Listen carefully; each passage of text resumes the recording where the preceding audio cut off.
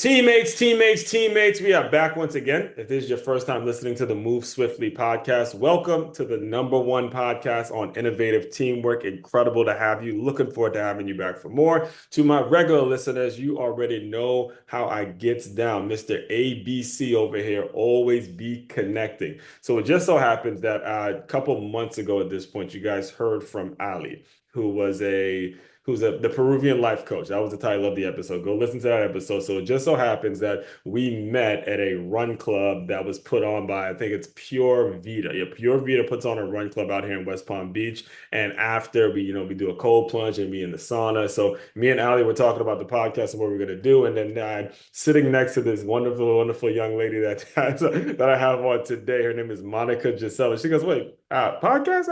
What you talking about? So, and she was telling me a little bit about what she does in terms of, the fitness, the holistic way in which she's been able to transform her body and all that stuff. So before I make the intro too long, Monica, welcome to the show. How are you? Thank you so much. I'm so happy to be here. Thank you Yes, for I'm having happy to me. have you because, again, myself as a fitness guy, as a trainer, I still do a lot of boxing training now. I teach now currently. There's so much of what you do that I think is really, really admirable in terms of teaching people how to get their bodies right, teaching people how to eat correctly, teaching people not just getting fit is not just necessarily a physical thing, but it's more mental. And I think the best way to kind of start everything off is to just give us a little bit about your background, because I know you came from Colombia. You obviously had to learn the language. Things probably weren't easy for you coming up in order for you to Mm. really get where you are today. So, speak to us a little bit about your background, how you came up, and then we'll get into some of the business stuff. Sure. I was a teacher before I got into Ayurveda, a fifth grade teacher. Uh, and I got into Ayurveda because I got really sick. Hmm. Um, so the background that I had, I grew up in Colombia. In Colombia, you kind of honor what the doctor says, lots Wow. of medicines, and although there is, the grandma's wisdom where you still pay attention to herbs and things like that. The Hmm. mainstream is it's very similar to here, the mainstream, which is go to the doctor, have some medicines.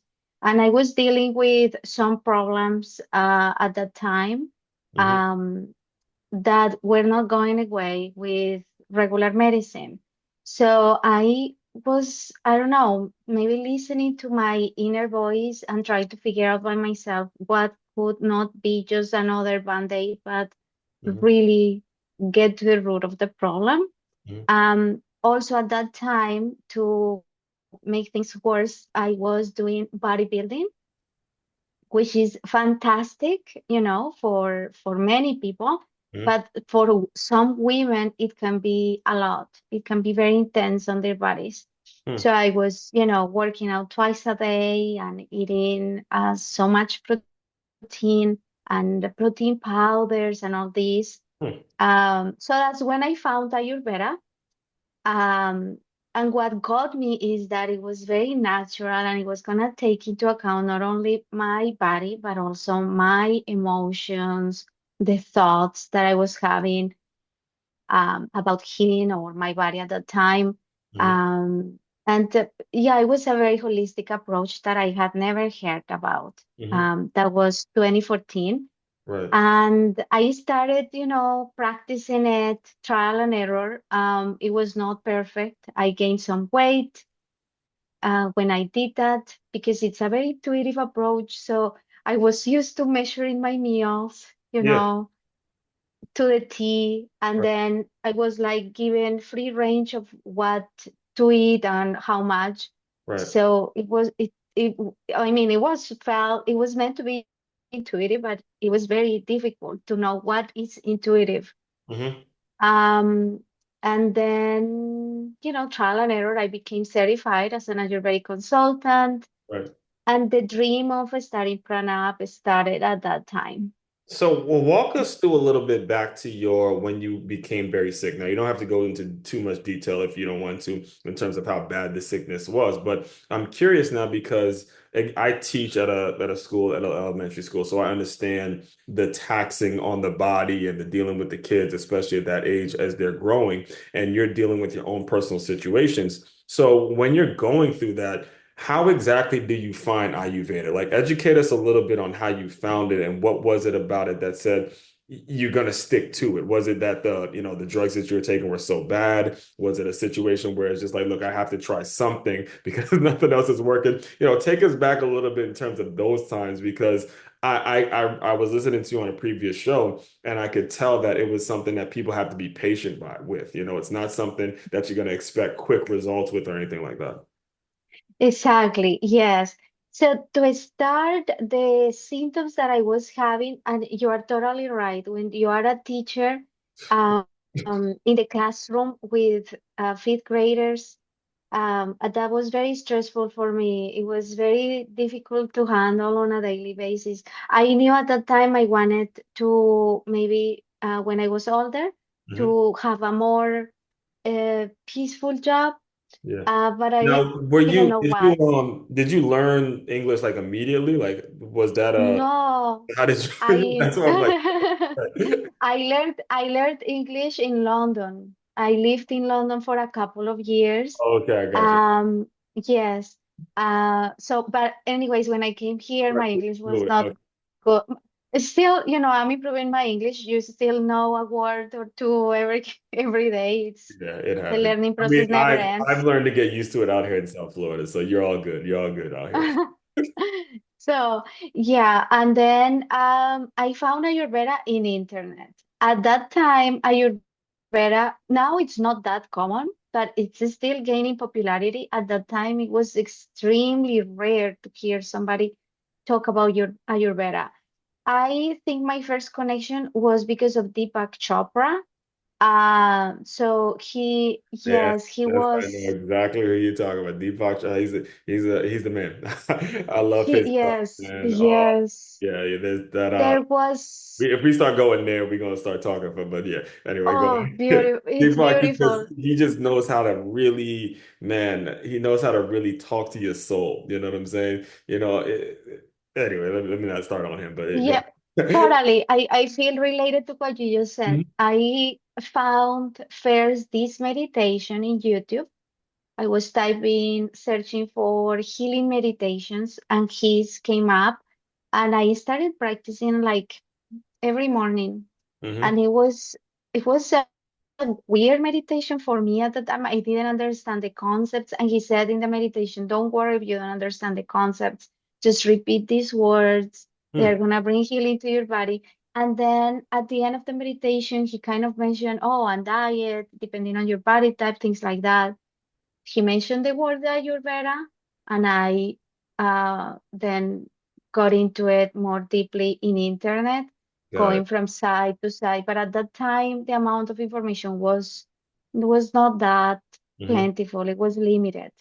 Right. So yeah, Yeah, that's how and I got well, it. to kind of give you guys some context about Deepak Chopra, who she's referring to, I remember there was a quote that he had. I think it was Oprah. He was talking on the Oprah show, and he said, "People don't grow old. When people stop growing, they become old." Right. So when it comes to what you're dealing with, right, and you're obviously again incredibly stressful job, you're trying to figure out your health concerns, you have certain symptoms. When you decide all right, Ayurveda is the thing for me as a client. When did you start to transition and realize, okay, I'm going to be able to teach this and then develop the dream of, all right, now let me build an app. Let me just go all the way in and personal train and fitness and just doing the damn thing. Now, new mama. So, walk us through that process and how you go from client to now it's like you pretty much have your own thing now. I think the transition occurred when I found myself thriving, feeling so healthy. I finally got to that point where I could see, okay, so this is what intuitive means. I Right. got to see what the measurement of food was for me. It was for me, it was as important to have the feeling good, but I also wanted to look good. Hmm. I had for many years taken care of my physical body outside, not inside. And then with Ayurveda, I started taking more of it inside. But then it didn't look that good because, as I told you, I gained weight. Hmm. And one of the recommendations also for Ayurveda in general for some individuals is to increase the intake of milk. Hmm. And when I did that, my acne worsened. So all those things, little tweaks here and there that I had to do, and I finally kind of got it. I felt thriving. Um, and by that time, I thought I could help other people Hmm. get into that same place that I'm feeling so Right. blessed to be in right now. Right. And the next step before even the app was to start doing some consultations, Hmm. create a blog, and write about it in a blog. Yeah. That was the initial step before getting into the So app. walk us through the difference though between, because you just said something that was incredibly powerful. Myself, that have I've trained people, and I get this question all the time as well. And I want to hear your thoughts on this. When you say taking care of your health on the inside versus the outside, can you walk us through the difference in terms of, what that actually means? How exactly were you saying, okay, this is me taking care of my health outside and this is my taking care of myself inside? Because a lot of ladies, they work out and they wonder why they're not getting the results. I mean, even though they're doing everything that they say they need to do, but for some reason they're not getting the results. And I've dealt with that quite a bit as well. Totally. Yeah, definitely two different, distinct contexts. So the first one was when I was doing the bodybuilding. Yeah. And I was not listening to my body at all. I just wanted to get to a number, Right. measuring in the scale, taking the progress pictures, which I believe are important as a measurement to see how you're progressing in that journey.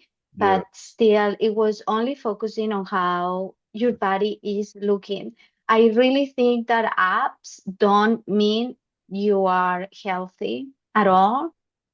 You can have apps, you see fitness influencers that are really fit and healthy and look healthy, Yeah. but then they come up with these things like you hear them in their stories, oh, I'm not sleeping well, Yeah. or they have issues with, depression, Yeah, things no, like that. I'm Or laughing because I've always like, that's the one thing when I was playing, I hated doing abs, but that's the one thing I always wanted was like to make. I've always been kind of insecure about my abs, like because I was one of those where I was like, I want to be able to take my shirt off and really show. I don't want to, I was comparing myself to others, so I was kind of a victim of what you're referring to because I'm like, I need to get my six pack and all that stuff.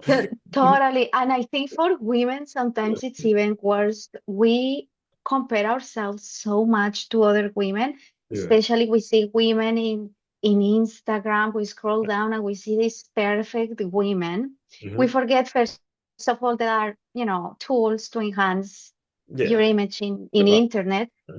But also, yeah, apps don't mean you are healthy. Uh-huh. And that was the approach that I was taking with bodybuilding, really working out a lot, feeling tired. It doesn't matter. I don't listen to my body. I have a goal and I need to just get it done. Wow. Totally non-intuitive to Hmm. the point where I was, eating all these chicken breasts Hmm. that I was not into it eating anymore, but I still, you know, Yeah. pushed myself to do it because I had to do it. Right. And then you see the other contrast with Right. Ayurveda. Exactly. I see it. And the thing, I'm That glad you mentioned bodybuilding because again, my time spent in fitness, you meet a lot of these bodybuilders who really do not care at all what they're putting in their body. It is all a results thing. It is all a I want to win my competition. I will eat junk, I'll eat trash, and they're on these like really specific schedules. And that was the one thing that I would see. I actually worked with a bodybuilder. It was at a gym named Nine Round. And he was actually telling me that like it's like clockwork. Every single minute you got to be this. And I'm like, I cannot result in anything good, even though you're quote unquote no, good, you know? correct. Absolutely.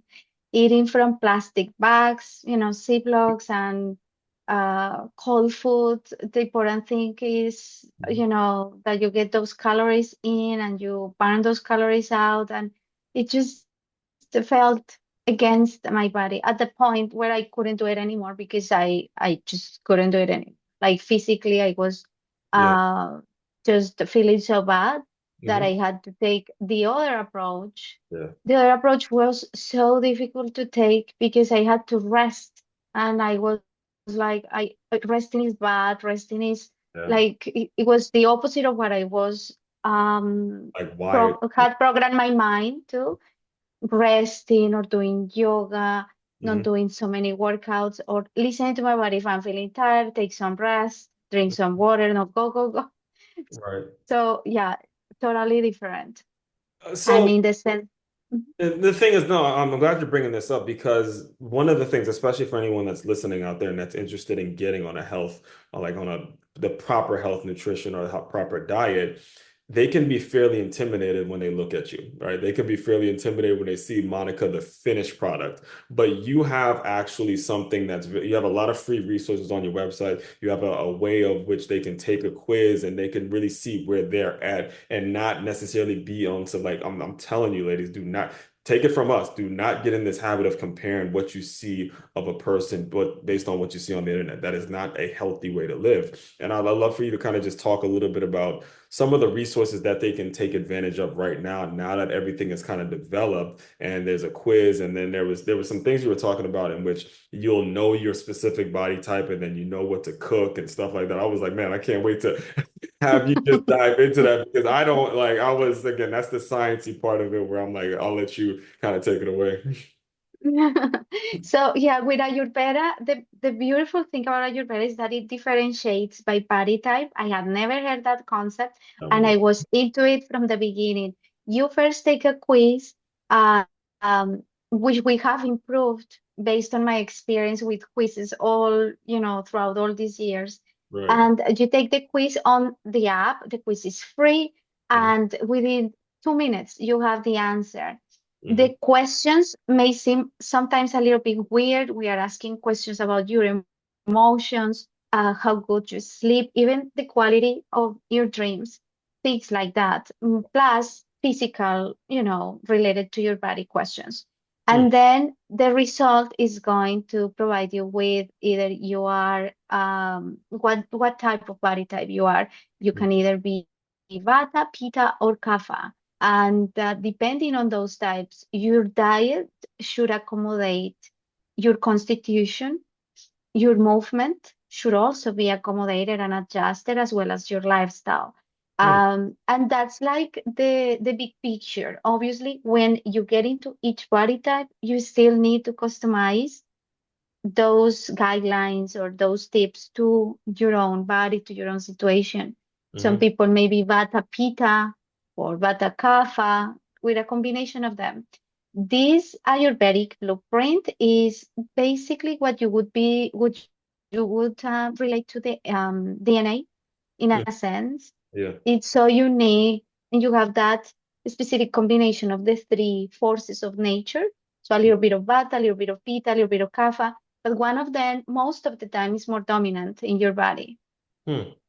So when it comes to getting your body type though, how are you how are you helping people kind of with their day to day? Because I can see you taking the quiz and folks kind of getting frustrated or not knowing how to really move forward. When they take the quiz, can you walk us through a little bit about what the next steps actually are? And it's probably like I said, based on whatever they get from their body type, but at least maybe some of your clients you can speak about what happens next after they figure out their body type and then they move forward. That's an excellent question. And what I wanted to do with the app was to really give people those tools because when I first started, I didn't have them. You have to really research in internet, find a list of foods, for instance, that best fit your body type and go from there. You find some tips and that websites, but nothing like really a meal plan.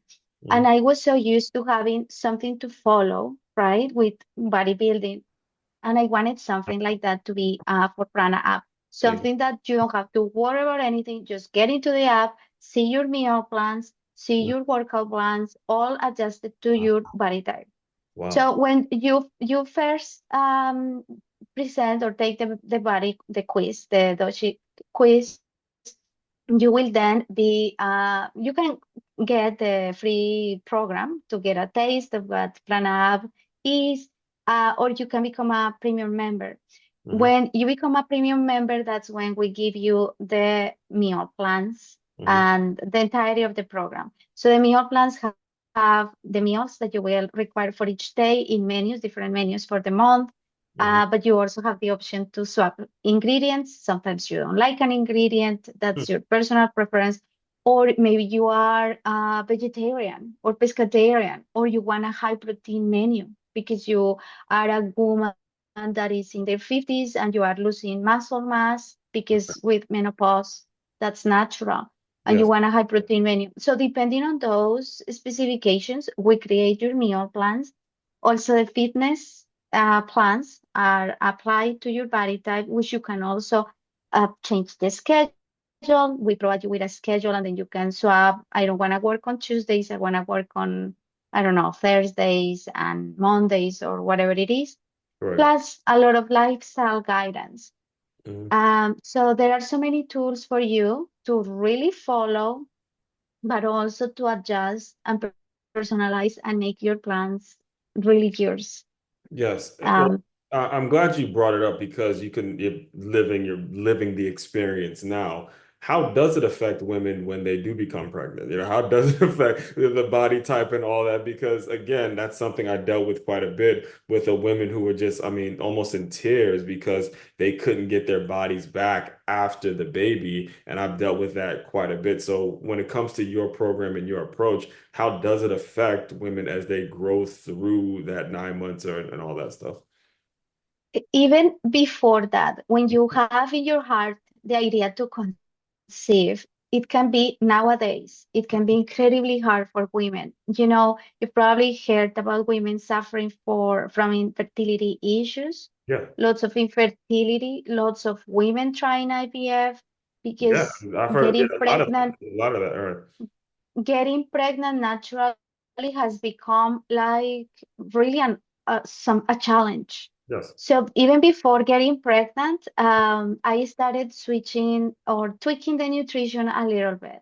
Hmm. I have a body type that tends to get more depleted, Vata dosha, and so I need less exercise, even though I would like to get more. I do better with Well, I less could and imagine you present. as a former bodybuilder, you Mm, are more on the side of liking to exercise versus taking days off. Mhm. totally, Yeah. totally. But then listening to my body do better when I take it more a soft feminine side, and I work out just until a nice point. Hmm. Um, so movement was a very important part of it, trying to bring some softness, some yin energy to my body. And Hmm. also with the diet, I started including more eggs, more grass-fed milk products, yogurt and milk, and Right. more meat, which Right. can be a little bit against what Ayurveda normally preaches, but I knew my body Hmm. needed it to become fertile. Right. Um, Lots of bone broth Hmm. and things like that. So my diet really had to adjust. Hmm. Herbal supplementation as well. There Right. are some herbs that can influence Hmm. the environment of your body. Ashwagandha is one herb that is very powerful for men, but it can also be very can boost the fertility of women as well because it decreases stress and anxiety, and that helps the body get prepared for a new baby. Yeah. And once I started the pregnancy, and I knew I was pregnant, I started recording my videos for the pregnancy workout that is coming soon, Okay. that I can't wait to share. So Wow. obviously the workouts have been different from what I was doing before. You have to take into account things small things like Savasana. So Savasana, I normally finish my sessions with Savasana to ground your body. Hmm. especially for Vata and Pitta types. And Savasana cannot be done after like 14 weeks of pregnancy on your back because the weight of the uterus can Right. block blood flow and oxygen flow to the baby. So you have to adjust that. Things like that had Right. to be taken into account to design the program. Mhm. But yeah, it's a whole system of rituals as well that can be done to enhance fertility, to ensure your pregnancy is safe and it's to full term, Yes. and then worrying about postpartum as well. Right. Of course, nutrition has to change. Right. So when you're kind of teaching this, right? Because you had mentioned kind of the disgruntled way in which you had to deal with modern medicine before.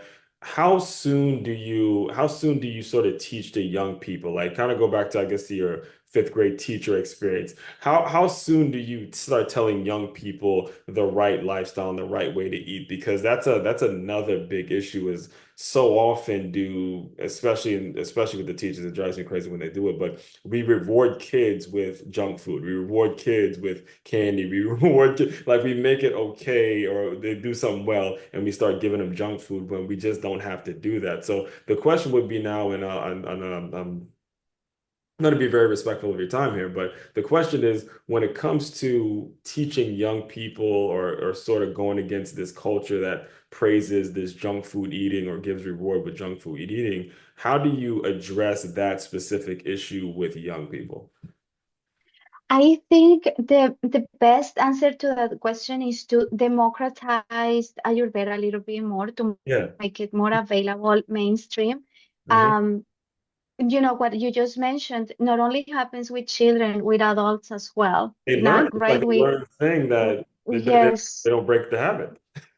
exactly. The issue with cheat meals. So you reward yourself with a cheat meal and all that concept that you pass on to your children. I Mhm. believe once you democratize it a little bit more and make it more common, children and young adults can become attracted to living a healthier lifestyle. Right. With with Ayurveda, that's something that definitely you can follow since you are a baby. I plan to Yes. study the constitution of my baby Yes. and apply the foods that I feel are going to be best for him. And there is this beautiful concept in Ayurveda Mhm. of like increases like. So the heavier you are feeling, Yes. the lighter the ingredients you have to eat. Yeah. Otherwise, if you eat heavier and those attributes are the same, you are going to end up feeling heavier. So it's a very simple concept, but Hmm. very powerful that you can apply into in your for your food, for the conversations you have with people, Yeah. the environment you are in. So things like that can really affect how you feel and how you heal. Right. But I definitely feel like you can incorporate Ayurveda from a young age, Hmm. making it more appealing and less something like exclusive, just when you get sick and there is no other way to heal. Right. Most of the women that come to Prana App are maybe in their 30s on. So it would be beautiful to see a jump to younger ages Exactly. as, Ayurveda becomes more mainstream, Well, that's why for I asked sure. that because as I'm thinking about you and you can have a new baby, I'm thinking about the formulas and what you're talking about with GNC and that powder and how we can potentially eradicate that early and early and earlier on. So the obesity, and again, I've been on record saying this so many times, you regular listeners probably tired of hearing me saying it, but the government isn't going to solve your problems. You can solve Mhm. your problems in the home based on how you raise your babies and how you raise your kids. So earlier I was listening to you before and you were talking about how GNC and there's all these powders, all these things. There's so much shit, there's so much stuff in the fitness world that it's so hard to figure out what's healthy and what's not healthy to the point where some people can go out thinking that they're eating healthy but not realize that they're putting a bunch of junk in their bodies and just again just not know like you were a couple years ago, just simply not know there's an approach for every single body type. And that's really where it's important is really educate yourself folks and understand the importance of holistically looking at things and biggest thing, and you're speaking from someone again that's been a victim of this. Do not compare yourself to others. Do not do it. It is Absolutely. going to be something that just ends in a bad way for you. So, Monica, like I said, I do want to be very Absolutely. respectful of your time. Can you just tell people a little bit about what's next, what you got coming down the pipeline? I know you got a little oven roasting, bun roasting in the oven now, but business wise and all the things, can you just talk a little bit about your vision for the future? Yes, well, the baby is growing and I feeling, bigger and bigger. So at this point, I'll be concentrating on my pregnancy, Mhm. having a healthy pregnancy. In the meantime, I'm very excited about re doing the pregnancy program, preparing everything to launch it, Right. probably by summer next year. And that's going to be the next program, but also there is a program specifically that's coming up Mm. for the Kapha Dosha season, one of the constitutions. Oh.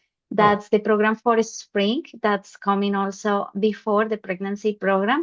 Mhm. And yeah, we're excited. We're adding new features every time, every week. Basically, it's new features making it more customizable for people. Yeah, so it's basically keep working on Prana app, making it better, making it more enhancing the Ayurvedic experience for women. Yes. Yes, so that's basically what's coming up. And what is the best way for people to get in touch with you?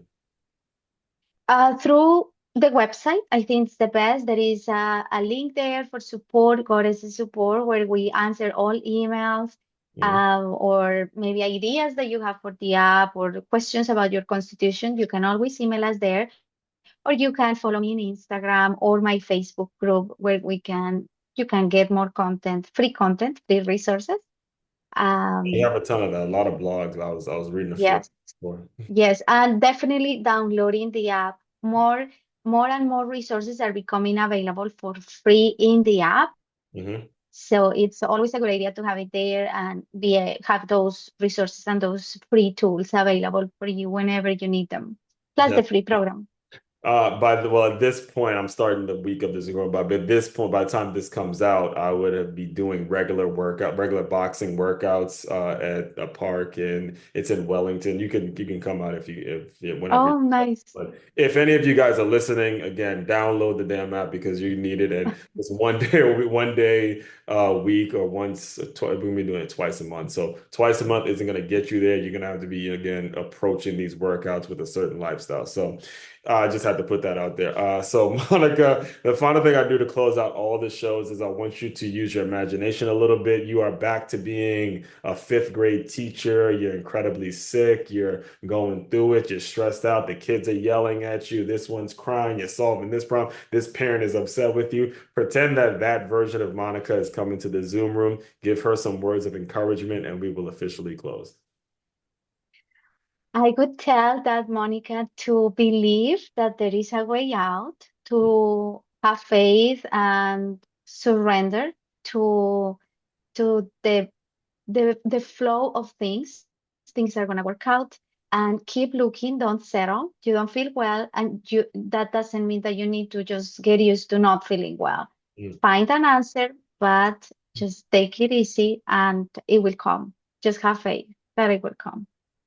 And that's it. I have absolutely nothing to add to that. And if you're new around here, the reason I close out with that question is in case you are going through that specific thing yourself. We're here again to indirectly help you through whatever challenge, whatever the obstacle, whatever it is you may be going through. We're here to indirectly just help you get through that moment. So, all that being said, fellow teammates, continue to move swiftly. We will talk more soon.